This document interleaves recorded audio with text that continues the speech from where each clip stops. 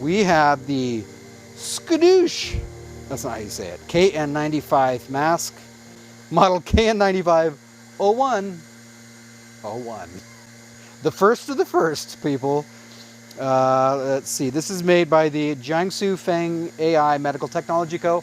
All right, so this is not a KN95. Wait, oh! Rewind that beautiful bean footage. This is very weird. So this may be a KN95. So they have printed on the side, I was wrong, GB2626-2006, real old standard. And that standard does not require that you put the manufacturer name, but they did anyway. The double punch, and we're off to the races. All right, can I get the box back so I can see the, I'm gonna do the mask thing real quick. Doing quick tests here. We used to do 2-minute tests. With this machine, it's so spot on. I did a bunch, 2-minute and 1-minute, and they were exactly the same. So they're individually packed. That's really cool. I'm gonna try this on.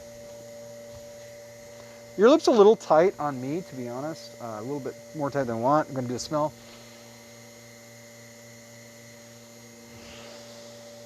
It smells like a shoebox that was recently cleaned.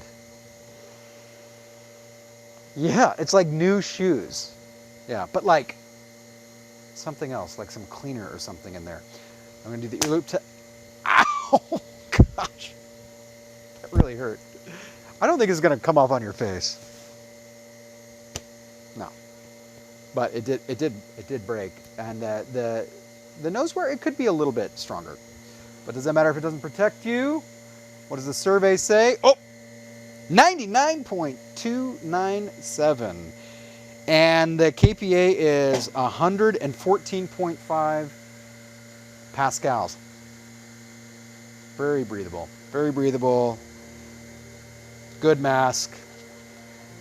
Good mask. Thank you for sharing this. We are going to add this one to the database, Jordan. Thank you so much. That's awesome.